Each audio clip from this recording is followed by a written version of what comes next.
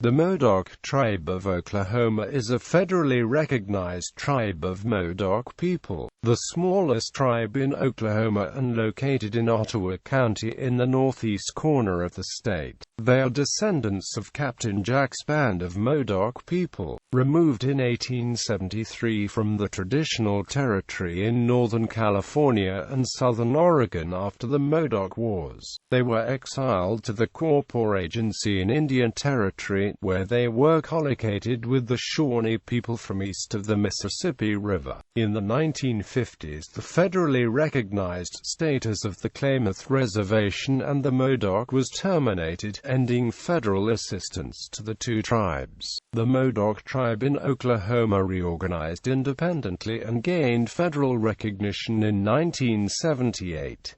They have also acquired a land base and have introduced bison to their area. They have pursued several avenues of economic development in what was an inhospitable environment compared to Northern California. Government. The Modoc Tribe of Oklahoma is headquartered in Miami, Oklahoma and based largely in Ottawa County. Of the 250 enrolled tribal members, 120 live within the state of Oklahoma. The tribe's chief is Bill Follis, who was instrumental in securing renewed federal recognition in 1978 after the tribe's official status was terminated in the 1950s along with that of the Klamath Reservation. The Modoc tribal jurisdictional area falls within Ottawa County, Oklahoma. He also led the tribe in acquiring a land base. The tribe's government complex includes an archives and library, which is the only one in the area dedicated to Native American history and genealogy. Economic development. The Oklahoma Modoc operates a housing authority, one casino, established in 1998 together with the Miami Nation, and Red Cedar Recycling, which has been open to the community since 1996. They manage the Modoc Bison Project as a member of the Intertribal Bison Cooperative. They also issue their own tribal license plates. The casino, known as The Stables, is located in Miami, Oklahoma, and includes a restaurant and gift shop. Red Cedar Recycling provides free cardboard and paper recycling for area businesses and residents. They also pay the market rate for aluminum to recycle. The tribal company also provides educational materials about recycling and hosts tire recycling events. History. The ancestral home of the Modoc Tribe of Oklahoma consisted of some 5,000 square miles along what is now the California-Oregon border. While the tribal territory encompassed a small area, it was one of great biological diversity. On the west loomed the perennially snow-capped peaks of the majestic Cascade Mountains. To the east was a barren wasteland of alkali flats, towering forests of ponderosa pines were to the north, while the present-day Lava Beds National Monument formed the southern boundary. Descended from indigenous cultures who had been in the region for 10,000 years, the historic Modoc were culturally unique. They spoke the Klamath language, as did the neighboring Klamath people. Occasionally they formed war parties to drive out unwelcome visitors or raid neighboring tribes. The Modoc were hunters, fishermen, and gatherers who followed the seasons for food.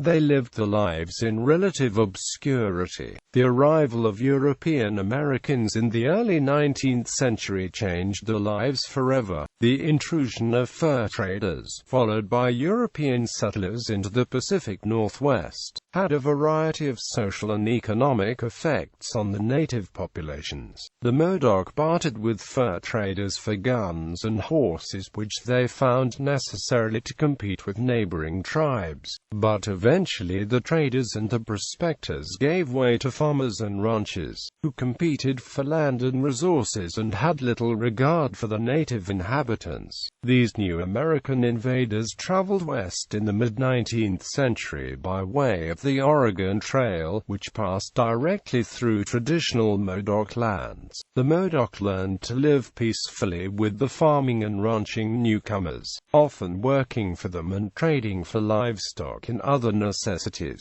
The flow of non-Indians into their ancestral homelands had an enormous effect on the culture of the Modoc people. They embraced many of the settlers' ways. Eventually they adopted clothing patterned after non-Indians with whom they socialized in the nearby town of Yreka, California. The Modoc sometimes used names given to them by the white man. Kind Poos became known as Captain Jack, while others became documented in American records as Scarfaced Charlie, Steamboat Frank, Bogus Charlie, Shack Nasty Jim, Long Jim, Curly-Headed Doctor, and Hooker Jim. The increasing number of settlers needed more land to farm and to graze. As a result of the enormous pressure of white infiltration into Indian lands in California and Oregon, the Modoc, Klamath and Yahoo Skin band of Snake tribes ceded the lands to the United States government and signed a joint reservation treaty in 1864.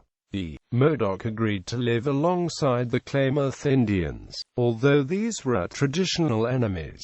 Life on the reservation was difficult. The more numerous Klamaths harassed the Modoc, and the Indian agent neglected them. The Modoc became increasingly frustrated. By 1865, Captain Jack led his band of Modoc off the reservation and returned to the territory of the Lost River area of northern California. The treaty signed in 1864 was not ratified by the U.S. Senate until 1870.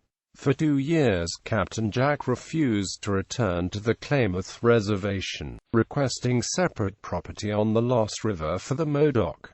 But with his band in violation of the treaty, the U.S. Army determined to capture the wandering Modoc and return them to the Klamath Reservation in Oregon. The confrontation caused the explosive Modoc War. Modoc War. With the outbreak of fighting, the Modoc warriors retreated with the wives and children to the nearby lava beds. They used the many caves for the defense and refuge. For almost 6 months, Captain Jack worked with his 57 braves to withstand an army that came to number over 1,000 men. The military small arms were supported by mountain howitzers and coehorn mortars.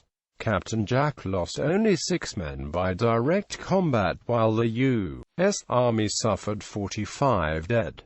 The latter included E.R.S. Canby, the only general to lose his life in an Indian war. The Modoc War is estimated to have cost the United States government at least $500,000. Given the small number of warriors, this was probably the costliest Indian war ever fought. In comparison, the cost of land for the reservation requested by the Modoc on Lost River was estimated at $10,000. When the war finally ended on June 1, 1873 with the surrender and capture of Modoc, Captain Jack and 5 of his warriors, Shawnee John, Black Jim, Boston Charlie, Basho and Sue, were charged with war crimes. They are the only Native Americans to be tried by a military commission on such charges. Gallows were constructed before the trial began, and it was evident the verdicts would be death by hanging. The date set for the execution was October 3, 1873. Captain Jack, Basho and Sue were convicted and sentenced to death. But just before the executions were to take place, the commission commuted the sentences of Basho and Sue to life imprisonment at Alcatraz Island in California. The men were not told of the change until after they, along with the other Modoc men, women and children, were forced to watch the execution of Captain Jack, the only Indian leader executed for fighting against U.S. forces in one of the nation's many Indian wars. exile from Oregon. To solve the conflict between the Modoc and Klamath at the reservation, the U.S. Commissioner of Indian Affairs decided to relocate the Modoc to the Quapaw Agency in Indian Territory. The Modoc were ordered to pack all their belongings for a long journey but were not told of the destination. On October 12, 1873, 155 Modoc, 42 men, 59 women, and 54 children were loaded on 27 wagons and departed Fort Klamath, Oregon under guard of Captain H.C. Hasbrouck and soldiers of Battery B, 4th Artillery. A week later, the large expedition stopped for the first time near Irica, California. When they reached Redding, California, military guards took Basho and Sue away from the main group to prison at Alcatraz Island. The remaining Modoc were put aboard a train and housed in cattle cars. None of the people had seen a train before and were frightened of the noise and movement. They occupied 4 railroad cars coupled between 2 other cars filled with soldiers. Guards with loaded muskets stood at the doors of each car day and night. All of the men and boys capable of bearing arms were heavily shackled within the cars, adding to the distress. In this stage, they were transported to Fort.Da. Russell in Wyoming Territory. Nearing the fort, the Army officers received orders to take the Modoc prisoners to Fort McPherson, Nebraska. Finally arriving there October 29, Captain Hasbrouck turned his charges over to Captain Melville C. Wilkinson, U.S. Army Special Commissioner in charge of Indian removal. The prisoners were placed temporarily on an island in the Platte River, a few miles from the fort, where they hunted and fished for food. With the detour to Nebraska, the Modoc were forced to travel 2,000 miles during the cold of late fall, not reaching Baxter Springs, Kansas until November 16, 1873. The 153 Modoc men, women, and children arrived cold and hungry in this part of Indian Territory. In Baxter Springs, Captain Wilkinson conferred with Aaron W. Jones, Indian agent at the Quapaw Agency, as to where to place the Modoc. They decided to locate the band on eastern Shawnee land, to be supervised directly by Agent Jones. But Jones' Quapaw Agency had not been supplied with additional goods to outfit the prisoners. 153 persons with little but loose blankets on the backs, with Scarfaced Charlie in command and only 1 day's help from 3 non-Indians. The Modoc built their own temporary barracks 200 yards from the agency headquarters. Some were housed in tents. These accommodations were to be the home until June 1874, when the Office of Indian Affairs purchased 4,000 acres for the reservation from the eastern Shawnee. The Quapaw Agency was located on eastern Shawnee land in the northeast corner of Indian Territory, now Ottawa County, Oklahoma. It was bounded on the north by the Kansas state line and on the east by the Missouri line. The Cherokee Nation formed its western and southern boundaries. The agency had been a sub-agency of the Neosho Agency until 1871, when they were jurisdictionally separated. The tribes constituting the Quapaw Agency were the Confederated Peoria, Eastern Shawnee, Miami, Ottawa, Quapaw, Seneca, and Wyandotte. Captain Wilkinson remained with his charges until the second week in December. When he left the agency, he reported to the Commissioner of Indian Affairs. On the cars, in the old hotel used for them at Baxter, I found them uniformly obedient, ready to work, cheerful in compliance with police regulations, and with each day providing over and over that they only required just treatment, executed with firmness and kindness to make them a singularly reliable people. Agent Jones reported no difficulties in enforcing the strictest discipline, although one small area of friction had developed. Some Modoc gambled, resulting in some instances in losing what few possessions they had. When Scarface Charlie, who had become chief, refused to interfere. Jones appointed bogus Charlie as chief. He served as chief until 1880, when the federal government ended formal Modoc tribal government in Oklahoma for almost 100 years, appointing officials through the Bureau of Indian Affairs. Indian Territory. The first years following removal to Indian Territory were difficult for the Modoc. They suffered much sickness and many hardships due to the corrupt, cruel administration of Agent Jones. During the first winter at the Quapaw Agency, the government did not provide any food, clothing, or medical supplies to them. Jones and the Quapaw Agency did not receive funds for the support for nearly a year after their arrival, when $15,000 was allocated. Under such conditions, the death rate of children and the aged was especially high. By 1879, after 6 years at the Quapaw Agency, 54 people had died and only 99 remained of the tribe. By the time of the land allotments to Modoc households in 1891 under the Dawes Act, only 68 adults were left. Many had been born after removal. Especially in the early years, the people were highly dependent on the survival, on gifts of money and clothing from Eastern charitable organizations, representing many people who were outraged by the government's treatment of the Modoc. During the 1870s, the Office of Indian Affairs was rife with corruption. Indian agents were known to bill the U.S. government for resources intended for the tribes, which were diverted to private sales. These so-called Indian rings operated on a joint conspiracy between one politician, one Indian agent, and at least one local merchant. President Ulysses Grant tried to eliminate such graft by appointing religious groups and leaders to take over the Indian agencies. The Quakers, or Society of Friends, were prominent among the new Indian agents. The Quakers, who were in charge of the Quapaw Agency in the 1870s, were from the same Society of Friends who claim credit for successfully proposing the original Indian peace policy to President Ulysses S. Grant. Quaker and W. Jones was the Indian agent at the Quapaw Agency when the 153 Modoc prisoners of war arrived there in 1873. He reported to fellow Quaker Enoch Hogue, who was superintendent of the Central Indian Superintendency headquarters in Lawrence, Kansas. As it happened, Agent Jones' wife and Superintendent Hogue's wife were first cousins.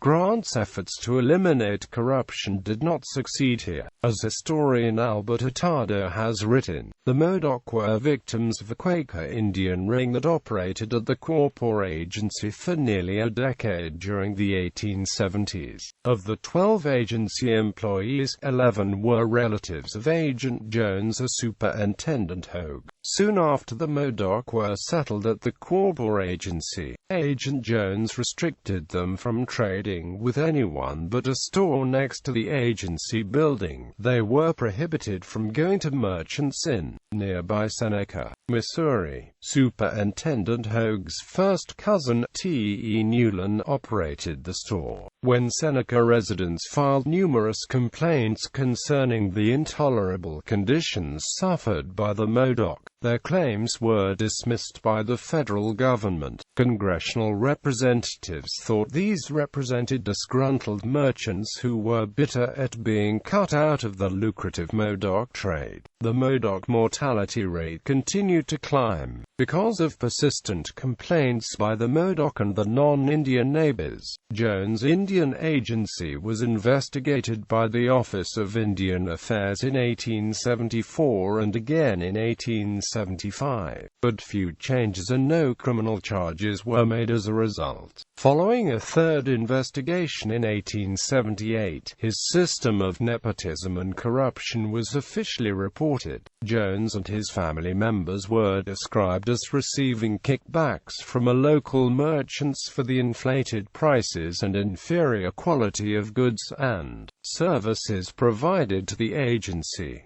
It was not until 1879 that Hiram Jones and his family ring were relieved of their duties at the Quapaw Agency. The Modoc men and women persevered in adapting to survive. They worked at anything that brought income. The men worked on the farms of the white neighbors, and hauled materials and supplies to surrounding towns. The women sold the beadwork and intricately woven basketry.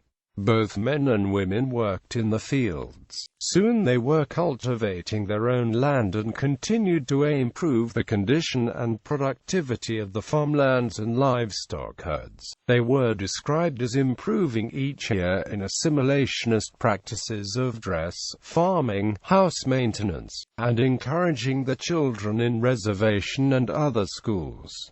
The Quapaw Agency staff considered them superior among the tribes they supervised. During the fall of 1874, Alfred Meacham, one of the 4 peace commissioners who had met Captain Jack during the Modoc War, visited the Modoc Quapaw Agency. He was planning a lecture tour of eastern states related to his adventures during the war and tried to recruit men from among the Modoc. He received agency permission for Scarface Charlie, Shawnee Jim and Steamboat Frank to accompany him on the tour. The Modoc were very interested in obtaining an education for the children. 6 weeks after removal, 25 of their children had started to attend the Quapaw boarding schools some 12 miles north of the agency. Less than 1 year later, the children were reported as rapidly learning English, and many of the adults also learned to read and write. In 1879, the government constructed a building on the Modoc Reservation that served as both a school and a church. Several of the children later attended the Carlisle Indian School near Arkansas City, Kansas. However, after the death of Adam McCarty, a stepson of Shawnee and John at Carlisle, Modoc families were reluctant to send their children away to school. The Modoc also became active in the church established for them by the Society of Friends.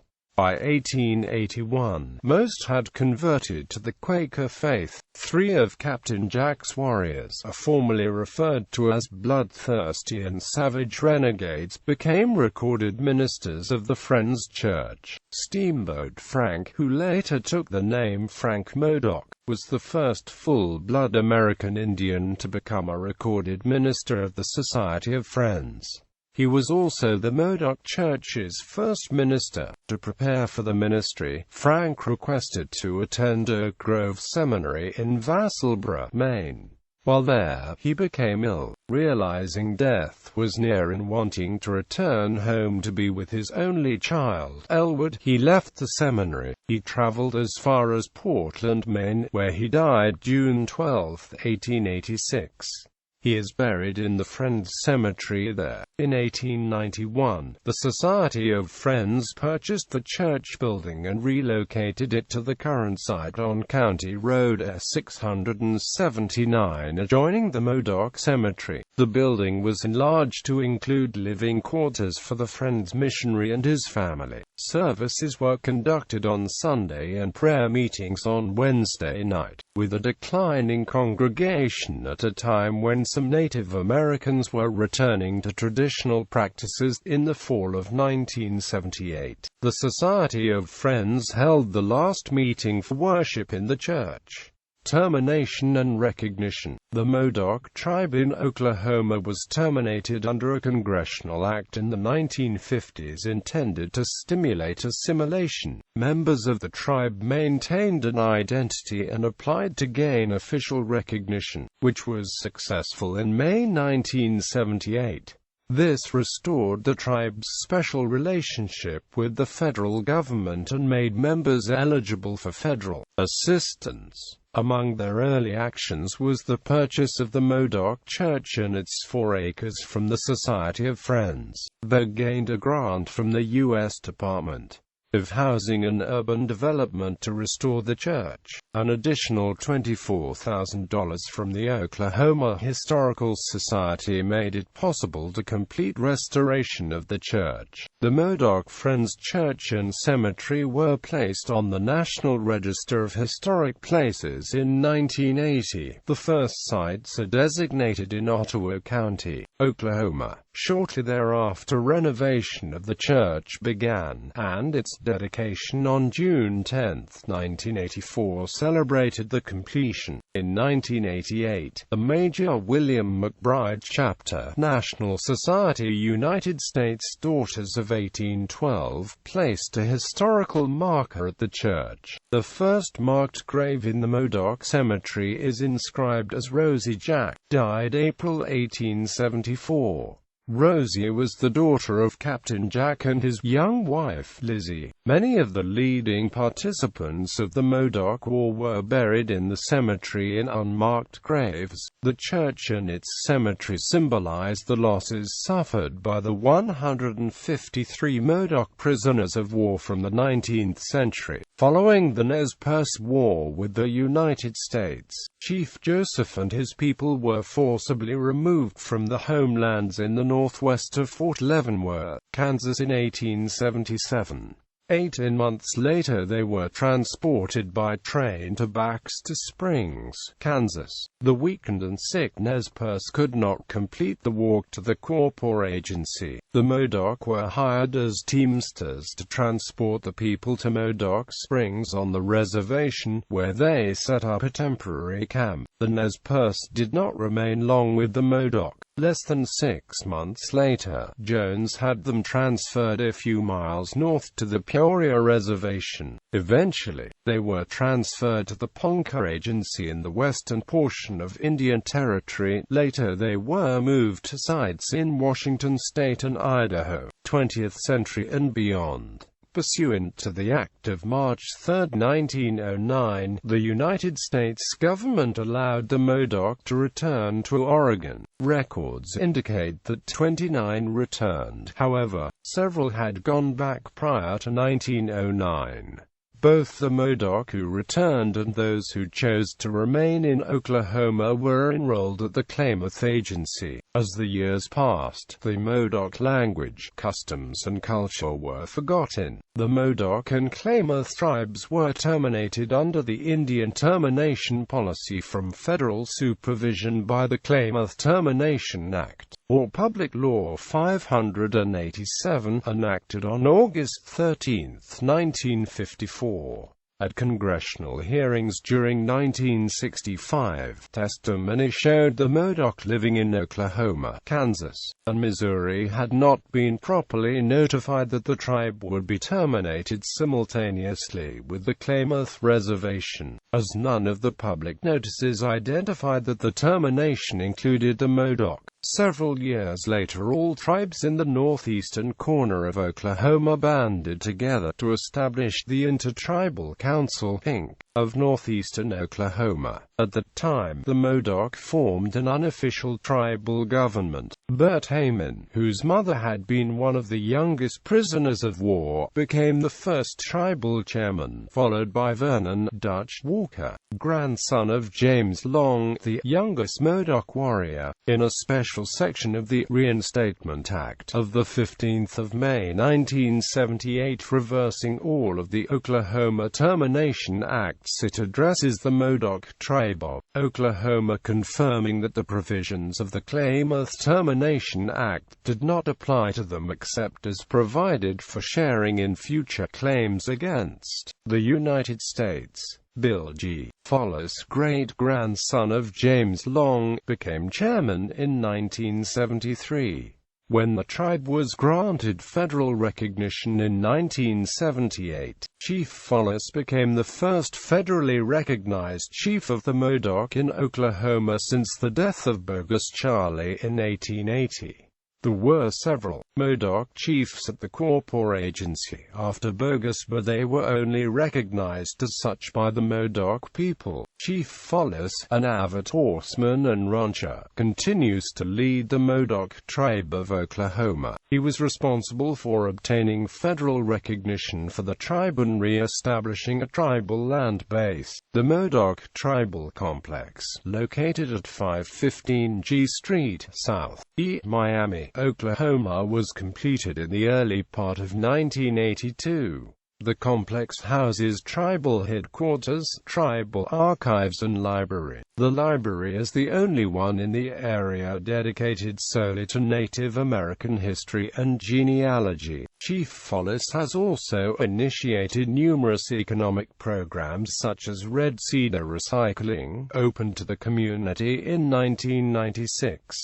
In 1998, the Modoc and Miami tribes entered into a joint venture to establish the stables, an off-track betting and high-stakes bingo establishment located next door to the Modoc Tribal Complex. Also, under Chief Follis' leadership, the tribe has reintroduced bison to the Modoc Prairie with a thriving and ever-growing herd. Today, the tribal office administration numerous federal and state programs that benefit tribal members, as well as other Native Americans in the area.